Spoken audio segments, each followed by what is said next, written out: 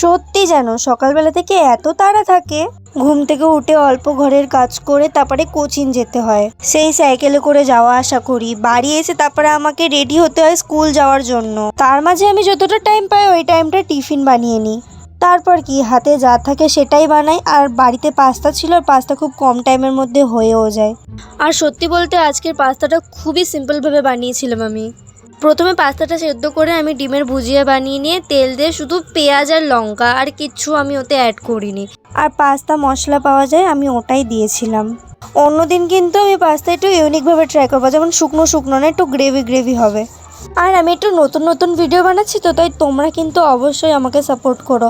আর একজন আমাকে কমেন্ট করেছিল, তার নাম পার্বতী, সে বলেছিল যে আমার নাম তুমি নিও দিদি তোমার ভিডিওতে। তো আমার এই কমেন্টটা পড়ে খুবই ভালো লেগেছিলো যে না, ফার্স্ট হলেও সে আমাকে কমেন্ট করেছে এরকম। তোমরাও কিন্তু অবশ্যই করো।